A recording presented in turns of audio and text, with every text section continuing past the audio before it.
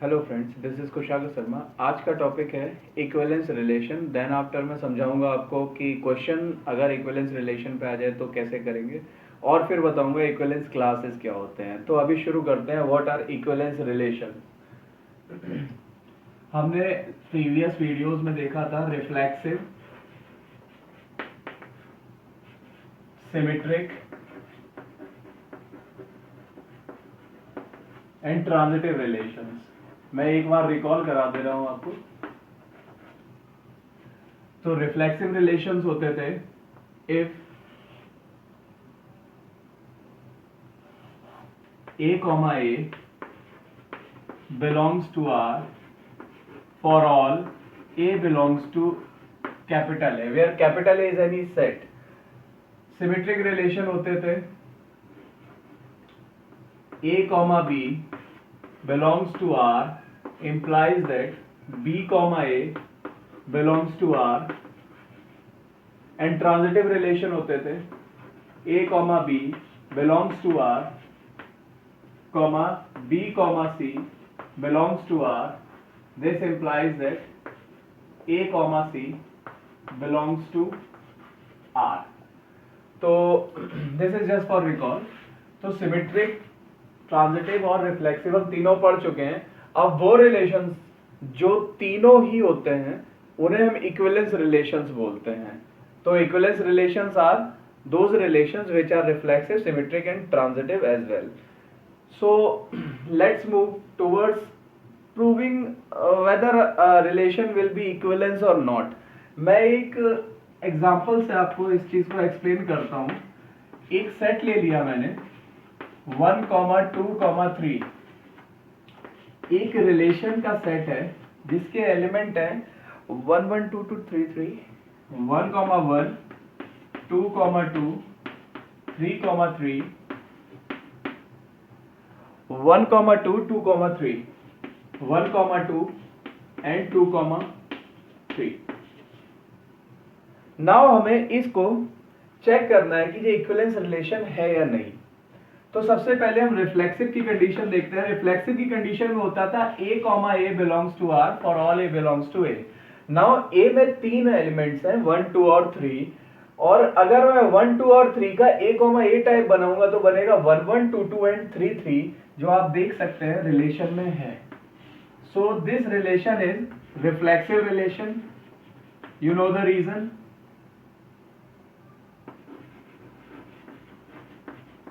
Next देखते हैं, अगर ये सिमेट्रिक होगा तो इस लॉजिक को सेटिस्फाई करेगा। मींस अगर A, B टाइप का कोई एलिमेंट इस रिलेशन में है तो B, A टाइप का एलिमेंट भी इस रिलेशन में होना चाहिए। तो सबसे पहले देखते हैं A, B टाइप का कोई एलिमेंट सर्च करते हैं। ये सारे A, टाइप के हैं। एक ये एलिमेंट है जो A, B टाइप का है, लेकिन इसका B, A टाइप इस रिलेशन में नहीं दिख रहा है। इसका B, A टाइप बनेगा 2, 1, जो कि इस रिलेशन में नहीं है। It means this relation is not a symmetric relation।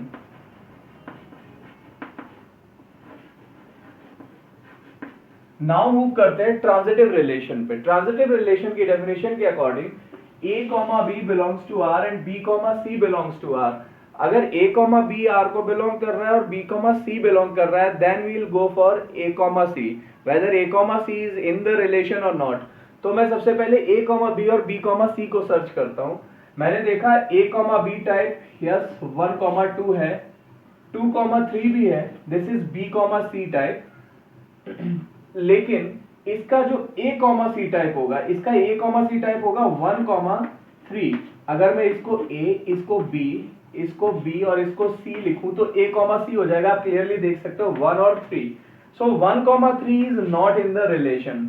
तो मैं इधर लिखूंगा since 1, 3 does not belongs to R, hence it is not a transitive relation।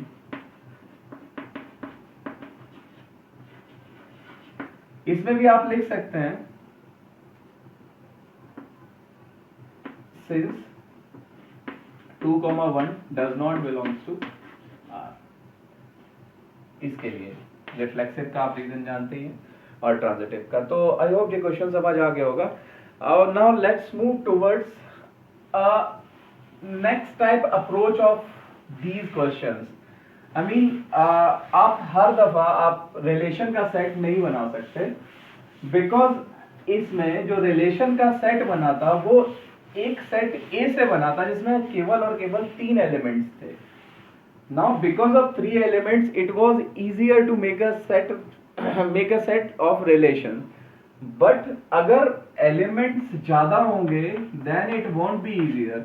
तो मैं देखता हूं एक क्वेश्चन मैंने ऐसा ले रखा है where relation is a comma b such that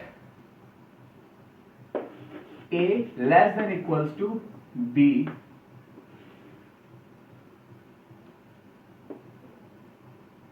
and this relation, for this relation a comma b belongs to r means real number के सेट से इस रिलेशन को कंस्ट्रक्ट किया जा रहा है. अब आप देख सकते हैं सेट बहुत बड़ा है, इनफाइनाइट सेट है. इनफाइनाइट सेट के केस में आप इसके रिलेशन को रोस्टर फॉर्म में कन्वर्ट नहीं कर सकते. आई मीन एक एक एलिमेंट आप शो नहीं कर सकते इस रिलेशन का. अगर ऐसा नहीं कर सकते then we have to acquire some other approach and that is the general approach of this question. So now समझते हैं कैसे करते हैं इन क्वेश्चंस को. सबसे पहले हम रिफ्लेक्सिव है या नहीं इस चीज को देखते हैं. रिफ्लेक्सिव की कंडीशन मैंने लिख रखी है, आपके सामने ही है. एक बार और लिख दे रहा हूं मैं, और आपको भी बोर्ड्स में ऐसे ही लिखना पड़ेगा.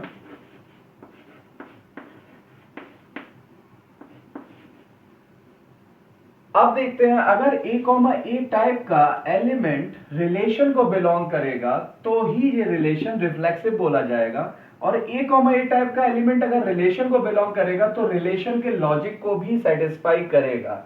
और अगर रिलेशन के लॉजिक को सेटिस्फाई करेगा इट मींस इनपुट और आउटपुट दोनों ए और ए होने चाहिए.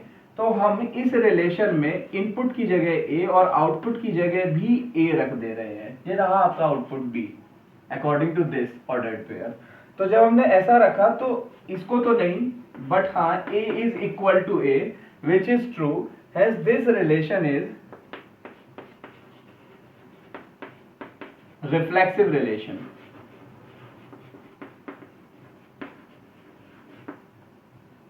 अभी मूव करते हैं हम लोग सिमेट्रिक रिलेशन की तरफ. इसको सिमेट्रिक प्रूव करेंगे तो क्या करना होगा.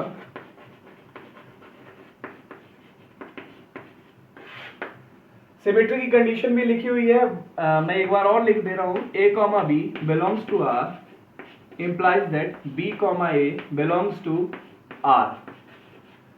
सो अगर a comma b is belonging to r as they have said in the question, in the condition actually, तो अगर a कॉमा b r को बिलोंग करेगा तो r के लॉजिक को भी सेटिस्फाई करेगा.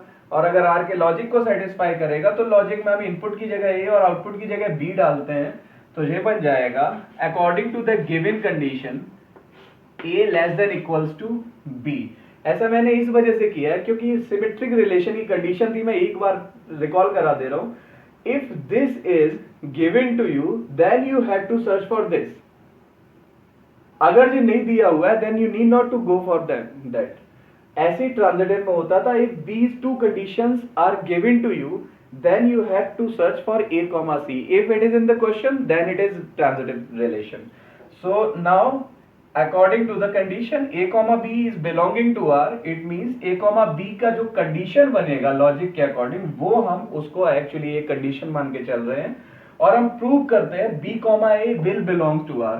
नाउ इस चीज को आप रफ में करें ज्यादा अच्छा रहेगा कि b comma a अगर r को बिलोंग करेगा then what should we need to prove. b comma A अगर r को बिलोंग करेगा देन हमें इनपुट की जगह b आउटपुट की जगह a रखना होगा इस कंडीशन में जो रिलेशन की कंडीशन है. एंड जब हम ऐसा करेंगे then this will become b is less than equal to a. तो हमें इस कंडीशन को लाना है, इस कंडीशन को हमें लाना है by this condition and which is not possible since a is less than b. हम b को a से छोटा अभी नहीं कर सकते. तो हम लिखते हैं since b can not be less than a hence b comma a जो है वो रिलेशन को बिलोंग नहीं कर पाएगा. So it is not a symmetric relation. Now next condition move करते हैं, that is transitive relation, whether it is or not transitive relation. Now for transitivity we can see the condition here. इधर पे दो conditions जो आपको हैं वो दी हुई हैं और इन कंडीशन के अकॉर्डिंग जो भी लॉजिक बनेगा वो हम एक एज अ रिजल्ट लेके चलेंगे. तो a comma b, if a comma b will belongs to r, then इधर से आएगा a less than equals to b. I have told you earlier 2 times in the question, a less than equals to b, input की जगह a, output की जगह b रख, मेरे को एक कंडीशन मिल गई. नाउ b कॉमा c अगर r को बिलोंग करेगा तो उसके अकॉर्डिंग इनपुट की जगह b, आउटपुट की जगह c रखेंगे इसी में, then this will become b less than equals to c. This is our second condition. Now we have to prove that a comma c will belongs to r, and for that we have to gain some condition, we have to get some condition, and what that condition will be, a comma c अगर r को belong करेगा तो हम इनपुट की जगह a, output की जगह c रखेंगे, तो this will become a less than equals to c. हमें इसको लाना है और इसको लाने के लिए जब हम इन दोनों इक्वेशन को सॉल्व करते हैं तो आप देख सकते हो clearly, if a is less than equals to b and b is less than equals to c, we can clearly say that a will be less than or equal to c, and according to this condition we can say a comma c will belongs to r, and for this and since this element is belonging to relation, hence we can say this relation is transitive also. This relation is transitive. So this was the general approach. हमने इसमें कोई भी element नहीं लिया, कोई भी relation को हमने रोस्टर फॉर्म में कन्वर्ट नहीं किया और हमने अपने रिजल्ट अचीव कर लिए. सो ये आपका नेक्स्ट तरीका हो जाएगा इन क्वेश्चंस को करने का. अब हर क्वेश्चन में आपको करना जरूरी नहीं है, बट जहां भी आप इसको रिलेशन के सेट को रोस्टर फॉर्म में कन्वर्ट नहीं कर पाएंगे उन केसेस में आपको इस अप्रोच को एक्वायर करना पड़ेगा, अडॉप्ट करना पड़ेगा. तो now let's move towards a third type of the approach which is actually quite complicated और बहुत रेयर भी है, बोर्ड्स में इतना ज्यादा नहीं आती है वो approach.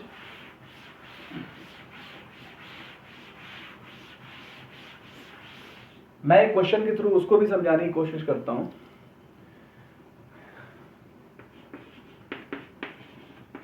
a comma b such that a less than equals to b cube and a comma b belongs to real number r. Now let's solve this question. अभी मैं इसमें भी जनरल अप्रोच यूज करने जा रहा हूं, फिर मैं बताऊंगा कि क्यों हम लोग जनरल अप्रोच यूज नहीं कर सकते. मैंने रिफ्लेक्सिव हेडिंग डाली और रिफ्लेक्सिव की condition again a comma a belongs to r for all a belongs to r for this case.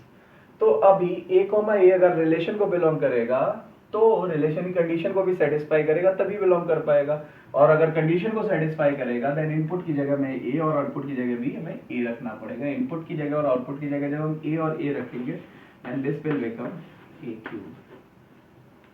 Now थोड़ा सा कॉम्प्लिकेशन है. कॉम्प्लिकेशन कैसा है, अगर हम since a is belonging to real number तो रियल नंबर में हमारे माइनस इंफिनिटी से इंफिनिटी तक सारे नंबर्स आते हैं, और अगर हम a को सपोज 0 से 1 के बीच का कोई नंबर लेते हैं तो जैसा कि आप जानते हैं 0 से 1 के बीच का कोई भी नंबर लेने पे उसकी हायर पावर जाने पे वैल्यू जो है वो छोटी होती जाती है. तो अगर ऐसा होगा तो a क्यूब जो है वो आपका a से छोटा हो जाएगा और ये जो रूल ये जो कंडीशन है वो आपकी गलत साबित हो जाएगी. Let's take an example for this. a हमने ले लिया सपोज पॉइंट 2 ले लिया सपोज, और जब हम इस कंडीशन में रखेंगे now see point 2 according to the condition I have written point 2 less than equals to 0.22 whole cube which will be point of 008. So now you can see 0.2 is not less than 0.008, and since this condition is not getting satisfied it means a equals to 0.2. मतलब जब हम a को 0.2 लेंगे तो वो इस condition को satisfy नहीं करेगा. इस कंडीशन को सेटिस्फाई नहीं करेगा, मतलब a इक्वल्स टू 0.2 वाला जो एलिमेंट होगा, बोले तो 0.2 0.2 जो एलिमेंट होगा वो आपका इस रिलेशन में नहीं सेटिस्फाई कर पाएगा, और अगर नहीं कर पाएगा तो ये एक जो एलिमेंट है वो आपका मिसिंग होगा इस रिलेशन से, इस वजह से ये रिलेशन आपका रिफ्लेक्सिव नहीं हो पाएगा। सो आई थिंक आपको क्लियर हो गया कि this relation is not reflexive.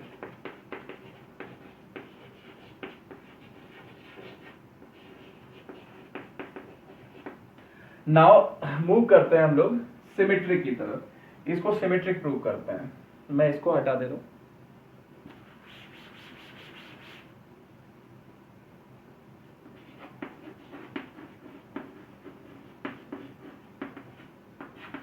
Symmetry की कंडीशन ऊपर लिखी हुई है, मैं अगेन लिख दे रहा हूं। a comma b belongs to r implies that b comma a belongs to r।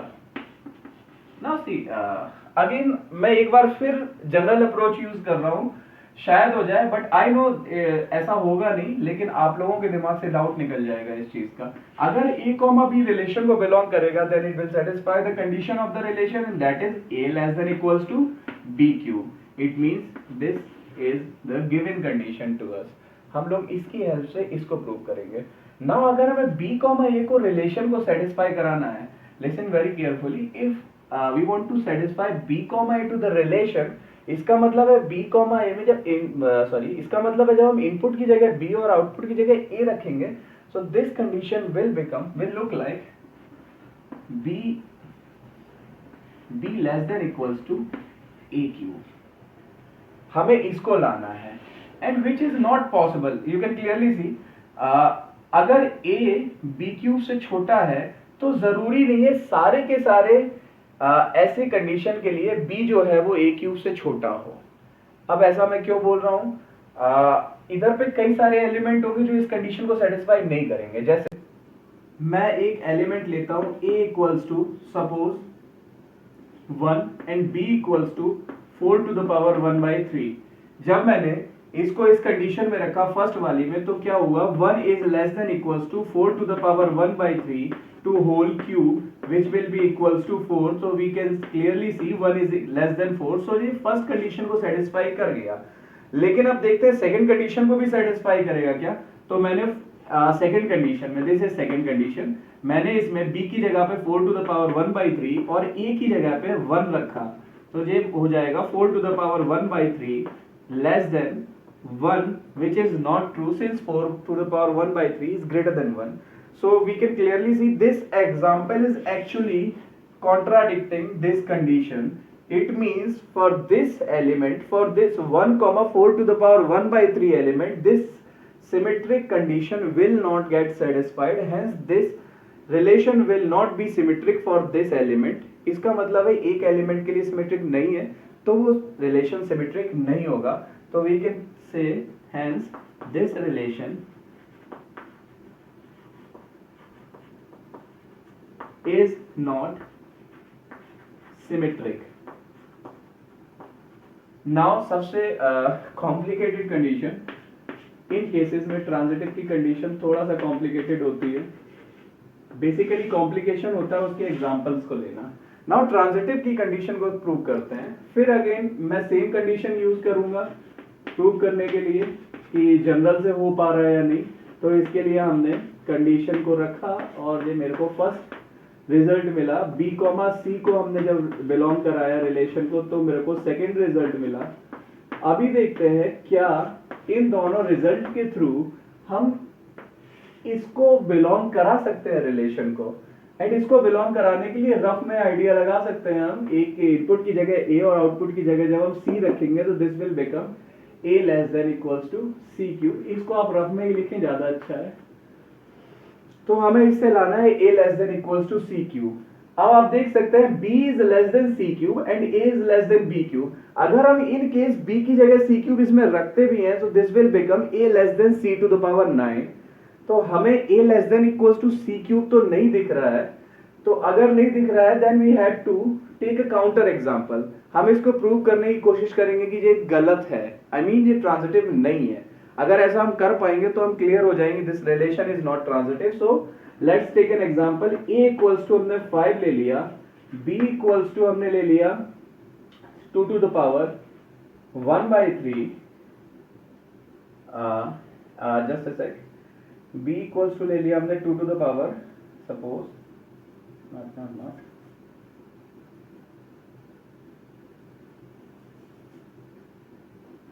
a equals to suppose 9 ले लिया, b इक्वल्स टू हमने ले लिया 2 एंड c इक्वल्स टू ले लिया हमने 2 टू द पावर 1/3। अभी जब हम इन कंडीशंस को इसमें रखने की कोशिश करते हैं तो देखते हैं फर्स्ट कंडीशन सेटिस्फाई नहीं हुई, I have to change the example, 2 6 suppose 5, that was fine. a को हमने 5, b को 2 और c को 2 टू द पावर 1/3 ले लिया। अगर हम इस कंडीशन में फर्स्ट वाली में रखते हैं so will get 5, first condition में रख रहा हूं, ध्यान से देखिएगा, less than equals to 2 to the power 3 which is 8, so 5 is less than 8, first condition is getting satisfied। Second condition में जब हम इसको रखेंगे, आई मीन b की जगह 2 और c की जगह 2 to the power 1/3, then this will become 2 less than equals to 2 to the power 1/3 to whole cube which is equals to 2 also, so 2 is equal to 2, hence this condition is also got satisfied by our example। now see third condition satisfy होती है नहीं, cause वो important है, उसको satisfy करा सकते हैं हम, तो हम transitive भी बोल सकते हैं इसको, but not just for the one case, हमें इसको जनरली करना पड़ेगा अगर इन केस से सेटिस्फाई हो गया तो इसको रखते हैं a की जगह पे 5 और c की जगह पे 2 टू द पावर 1/3 हम a less than equals to c cube में रखते हैं। a की जगह 5 रखा और less than equals to c was 2 to the power 1/3 तो 2 to the power 1/3 to whole cube, इधर से हमें मिला 5 less than 2 which is not true, hence we can say this relation is not transitive also। so this was another approach, mostly नहीं आती है but कभी rare है बहुत आना है इसका, so इस वजह से समझाना जरूरी था। तो ये था आपका काउंटर एग्जांपल, हम बोल सकते हैं इसमें काउंटर एग्जांपल हमें लेना होता है, हम सारे एलिमेंट्स को सही बता देंगे लेकिन उससे भी प्रूव नहीं होगा that this relation is a particular one. अगर हम एक एग्जांपल को गलत बता सकते हैं, एक एग्जांपल के थ्रू हम इसको डिस्कार्ड कर सकते हैं, like this is not a symmetric relation by any particular example, तो हम इस चीज को कंफर्म हो सकते हैं कि हाँ अगर जो उस एग्जांपल के लिए सिमेट्रिक नहीं है तो ये सिमेट्रिक नहीं होगा। So this was the question. Now आपको मैं समझाता हूँ इक्विवेलेंस क्लास क्या होते हैं बाय एन एग्जांपल। मैं सारा हटा दे रहा हूँ, आई थिंक अभी तक आपको रिफ्लेक्सिव, सिमेट्रिक और ट्रांजिटिव पता तो चल ही गया होगा।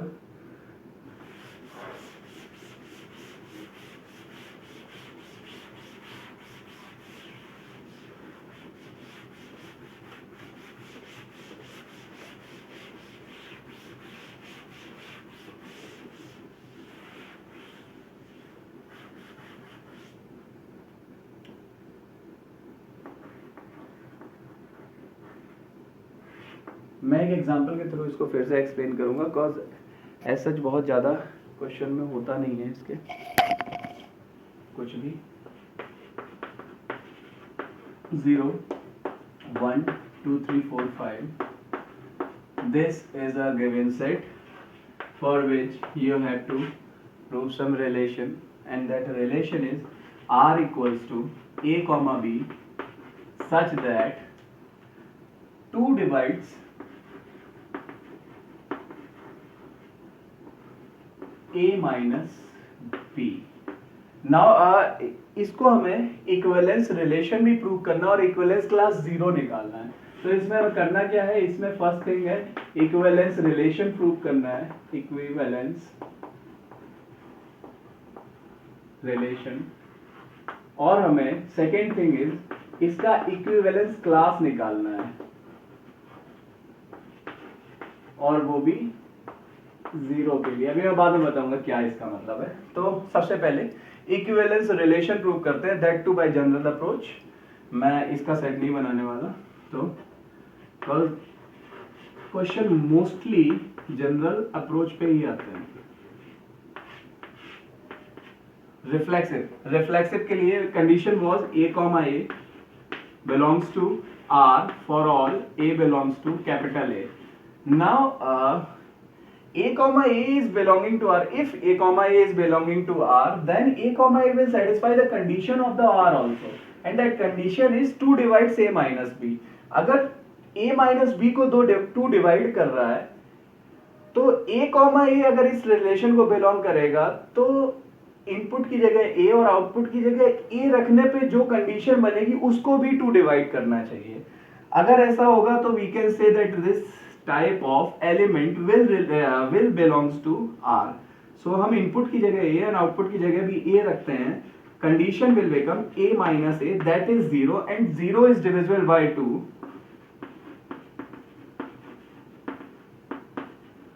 If 0 is divisible by 2, we can say all this type of element, A comma A type of element will belongs to this relation, hence it is reflexive. Now let's move towards the symmetric.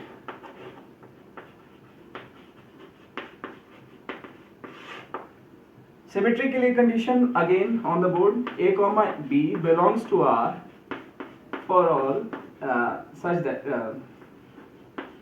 implies that B comma A belongs to R also. तो अगर A comma B R को belong कर रहा है, B comma A भी करना चाहिए. अगर A comma B करेगा, it means ऐसा क्वेश्चन बोल रहा है कि A comma B कर रहा है, तो अगर A comma B कर रहा है तो फिर A comma B इसके रिलेशन के लॉजिक को भी सेटिस्फाई करेगा. अगर लॉजिक को भी सेटिस्फाई करेगा तो इनपुट की जगह A और आउटपुट की जगह B डालने पे जो कुछ भी हमें मिलेगा, इनपुट की जगह A मैं रिपीट कर रहा हूँ और आउटपुट की जगह B डालने पे जो कुछ भी मिलेगा that will be divisible by 2 because they have said that this element is belonging to the relation. So हम बोल सकते हैं कि इनपुट की जगह A और आउटपुट की जगह B डालने पे हमें जो कुछ भी मिल रहा है that is divisible by 2 and this is the given condition. Now if we want to prove that B comma is also belonging to relation, it means whenever we will put the B instead of input and A is in place of output, तो हमें जो कुछ भी मिलेगा हमें उसको 2 से divisible show करना पड़ेगा. तो उसके लिए हम एक छोटा सा लॉजिक इसमें लगा देते हैं, इसमें से माइनस कॉमन ले लेते हैं. Then this will become minus common लेंगे तो B minus A equals to 2n. So इधर से आ जाएगा B minus A equals to minus of 2n और वी कैन से 2 into of minus n. So we can clearly see B minus A is having 2 as a factor. It means B minus A is divisible by 2 और we can say B comma A type का element जो है वो relation को belong करेगा. अगर ऐसा करेगा लिख दे रहा हूं मैं, hence B comma A will belongs to relation. So this is symmetric relation. Now let's move towards the transitivity. Now transitive nature इसका देखते हैं होगा या नहीं. ट्रांजिटिव नेचर के लिए पहले कंडीशन लिखता हूँ, A comma B belongs to R, comma B comma C belongs to R implies that A comma C will also belongs to R, and since they have said that these two are belonging to relation, अगर ऐसा है तो फिर relation के logic को भी satisfy करेंगे. अगर A comma B लॉजिक में डालेंगे तो हमें मिलेगा A minus B equals to since it will be divisible by 2, so we can say 2 into suppose P, and whenever we will put B comma C in the relation, we will get B minus C, and that will also be divisible by 2 since they have said that this element is also belonging to the relation. So B minus C equals to 2 into let's say Q. These are two given condition to you and you have to show that A comma C is belonging to R, and for that we have to get A minus C is a multiple of 2 kind of thing. So अगर हम A minus C ला सकें तो हमारे लिए benefit रहेगा. तो मैं इन दोनों इक्वेशंस का यूज करके A माइनस C लाने की कोशिश करूंगा. मैं दोनों इक्वेशंस को ऐड कर दूंगा. You can clearly C linear equation 2 variables में आपने बहुत किया हुआ है. B and B कैंसिल हो जाएगा, इधर से बचेगा A minus C equals to 2P plus 2Q, and 2 को अगर मैं कॉमन लूंगा it will become 2 into bracket P plus Q, and we can clearly see that A minus C is having 2 as a factor, and since it is having 2 as a factor, then a minus c will be divisible by 2. Or if it is so, then a comma c will belongs to relation. So we can say this is a transitive relation. And if it is transitive, and since it was symmetric and reflexive both, so we can say this relation is equivalence relation since it's in all three categories. So this relation is equivalence relation. I think you guys got that point. कैसे equivalence relation हुआ है. Now सबसे important चीज आता है कि इसका equivalence class हम कैसे कैलकुलेट करेंगे. मैं थोड़ा सा पेज बना रहा हूँ. नाउ इक्विवेलेंस क्लास होता क्या है उसको समझना ज्यादा जरूरी है. पहले इक्विवेलेंस क्लास, जैसे सपोज इसमें दिया हुआ इक्विवेलेंस क्लास 0 के लिए हमें कैलकुलेट करना है. इक्विवेलेंस क्लास 0 का मतलब हो जाएगा कि आप अगर आउटपुट को 0 फिक्स कर दे तो आपका इनपुट क्या क्या हो सकता है इन द गिवन सेट, और जो भी इनपुट आपके पॉसिबल हो सकते हैं उनका सेट आपका इक्विवेलेंस क्लास 0 बोला जाएगा. अगर सपोज उस 0 की जगह इक्विवेलेंस क्लास 1 होता, देन हम आउटपुट को 1 फिक्स कर देते और फिर देखते कि आपका इनपुट 1 के अकॉर्डिंग क्या क्या हो सकता है जिससे रिलेशन के लॉजिक को वो सेटिस्फाई कर जाए. तो अभी हमें इक्विवेलेंस क्लास 0 दिया हुआ है. सो देखते हैं क्या होता है. इसके अकॉर्डिंग जो भी एलिमेंट्स आएंगे हमारे ए के, हम कह सकते हैं that 2 divides a minus 0. As you can see, I have fixed the output, that is 0. जो भी पूछा जाएगा, अगर इधर 2 पूछा जाता तो हम आउटपुट की जगह 2 रखते हैं. अगर इधर 3 पूछा जाता आउटपुट विल बी 3. और इन सारे केसेस के लिए तब हम इनपुट देखते हैं, जो भी इनपुट का सेट आता that will be the equivalence class. So अभी इस कंडीशन के लिए देखते हैं क्या होता है. अगर हम इनपुट को 0 ले लेते हैं और इस लॉजिक में रखते हैं, वी विल गेट 0 minus 0. एक ही जगह हमने 0 रख दिया.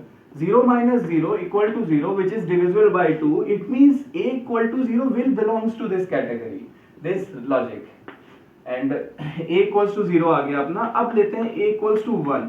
Let's see what will happen. अगर हम a की जगह पे 1 रखेंगे, then it will become 1 minus 0, which will be equals to 1, and 1 is not divisible by 2. Hence, this element will not belongs to our category. Now let's see a equals to, अगर हम 2 ले लें, what will happen? 2 minus 0. This will become 2, which is divisible by 2. So on the whole, according to all these calculations, we can say in the equivalence class 0 set, the elements which will belong to this category will be 0, 2, and like this 4. So this set will be the equivalence class 0. अगर हम equivalence class 1 बोलते तो हम इधर 1 रख देते और हम इधर पे -1 करते सबसे, फिर देखते कि क्या सेटिस्फाई कर रहा है क्या नहीं कर रहा है.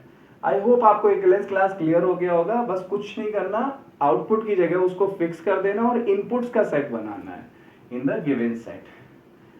So these were all type of the questions. अब एक क्वेश्चन आता है जो थोड़ा सा कॉम्प्लिकेटेड लगता है देखने में, इतना होता नहीं है. सो वो लास्ट टाइप है इन क्वेश्चंस का जो आपके रिलेशंस में पूछे जा सकते हैं. सो लेट्स सी हम उसको सॉल्व कैसे करेंगे. उससे पहले हम समझेंगे कि वो क्वेश्चन कहता क्या है और उसका जो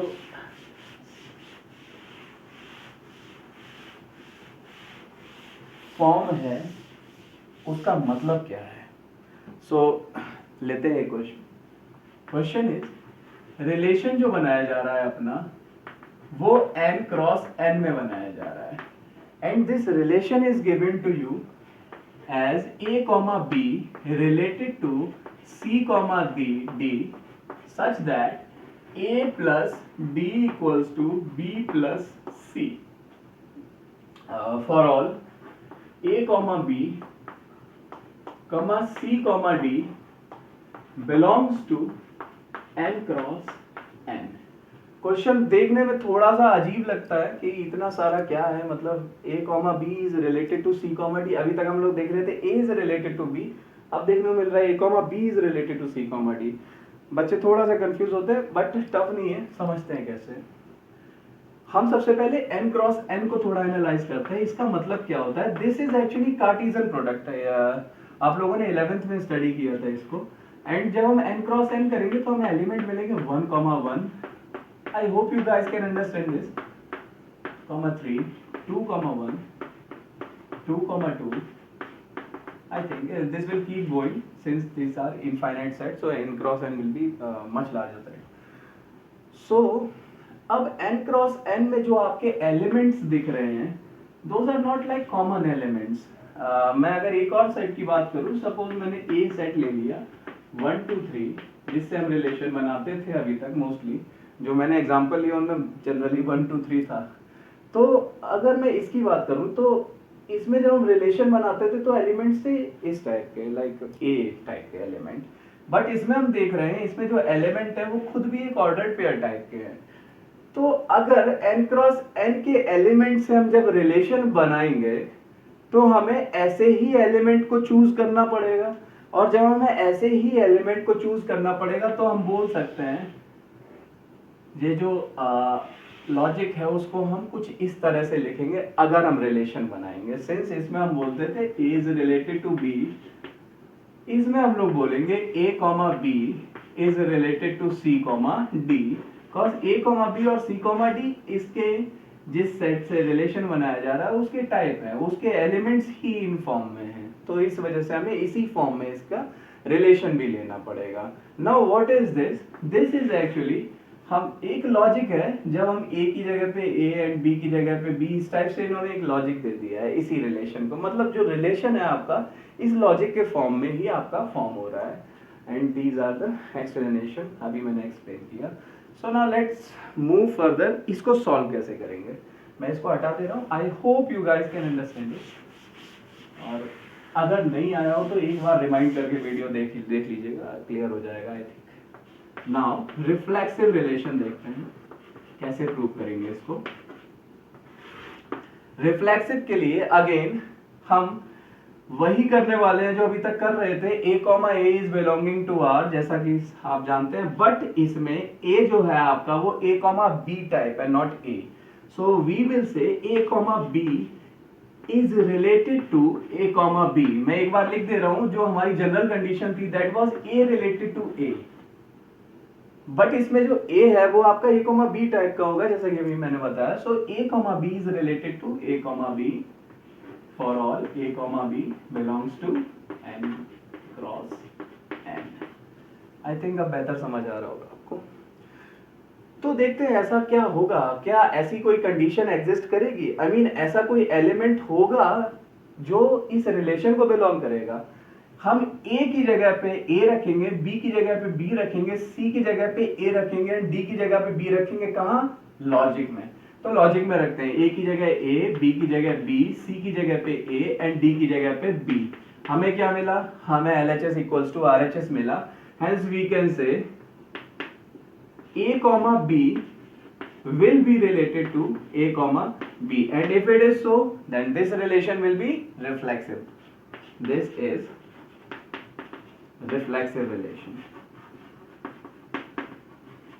Now let's move towards the symmetricity. Symmetric nature इसका शो करते हैं, देखते हैं है या नहीं सिमेट्रिक। सिमेट्रिक के लिए जैसे की कंडीशन होती थी a related to b, then we have to prove b related to a। अभी इसमें a और b दोनों डिफरेंट है, so we will write it like a, b related to c, d। If it is so then c, d must be related to a, b। हमें इसको prove करना पड़ेगा, और ये जो है आपकी गिवन कंडीशन है। सो अगर गिवन है तो क्वेश्चन के लॉजिक को सेटिस्फाई भी करेगी। क्वेश्चन का logic is a plus d equals to b plus c। हम a की जगह a, b की जगह b, c की जगह c एंड d की जगह d रखेंगे, so we will get a plus d equals to b plus c। Since this has been fixed that this element is belonging to your relation, hence ये जो condition आई है वो आपकी given condition हो जाएगी। नाउ हमें prove क्या करना है, इसके लिए वही आपको रफ में थोड़ा सा एक आइडिया लगाना पड़ेगा, माइंड मैप बनाना पड़ेगा कि हमें जाना कहाँ है। तो अगर ये एलिमेंट इस रिलेशन को बिलोंग करेगा तो इसके लॉजिक को सेटिस्फाई करेगा, लॉजिक को सेटिस्फाई करेगा तो लॉजिक में इसको रखते हैं। ए की जगह पे हम सी, बी की जगह डी, सी की जगह पे ए एंड डी की जगह पे बी रखेंगे इसमें। तो देखते हैं क्या होता है। मैं इधर रख रहा हूँ रफ में, ए की जगह पे हमें सी रखना है, बी की जगह पे हमें डी रखना है एंड सी की जगह पे ए रखना है एंड डी की जगह पे हमें बी रखना है। हमें इसको लाना है और यू कैन क्लियरली सी ये सेम कंडीशन है। तो इसको हम घुमा के लिखते हैं and this will become C plus B equals to D plus A. और अगर ऐसा है so we can say C comma D will be related to A comma B, hence this relation is symmetric. Now let's move towards the transitivity. Transitive nature इसका देखते हैं।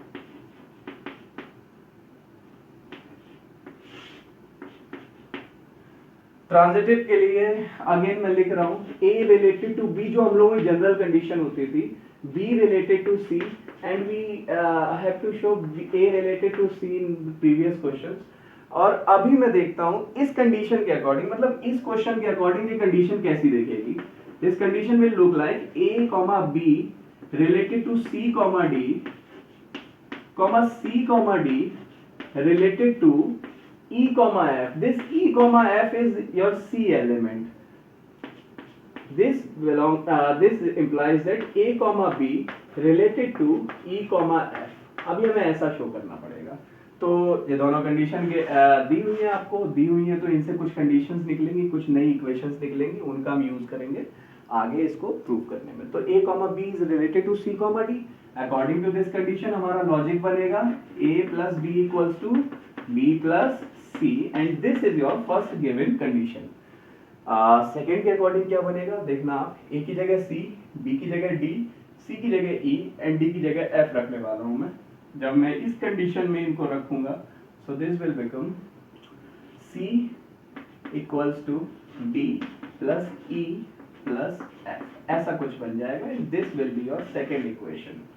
तो ये दोनों इक्वेशन हमें दी हुई है। अब हमें लाना क्या है, दैट इज इंपॉर्टेंट। हमें इस रिलेशन, इस एलिमेंट को इस रिलेशन को बिलोंग कराना है। अगर ऐसा करना है तो इस एलिमेंट से जो भी रिलेशन जो भी लॉजिक बनेगा उसको हमें शो करना पड़ेगा that this element will also satisfy that logic. तो अगर इस एलिमेंट के अकॉर्डिंग हम इस लॉजिक को बनाने की कोशिश करें तो ए की जगह ए, बी की जगह बी एंड सी की जगह पे ई एंड डी की जगह पे एफ रखना पड़ेगा and this will become A equals to B plus E plus F. मतलब हमें ऐसा कुछ लाना है by using these two conditions, these two equations. इनको क्लियरली देख सकते हैं आप, 1 + 2 कर देंगे। एक्चुअली क्वेश्चंस इसमें थोड़े कॉम्प्लिकेटेड भी आ जाते हैं, कभी कभी कुछ और भी करना होता है, बट इस क्वेश्चन के लिए हम दोनों इक्वेशन को ऐड करेंगे तो काम हो जाएगा। नाउ LHS से ऐड हो जाएगा एंड RHS जो है वो आपका RHS से ऐड हो जाएगा। तो C आपका C, D and D cancel हो जाएगा और इधर बचेगा A plus F equals to B plus E and according to this condition we can say A comma B related to E comma F and if it is so we will say this relation is transitive.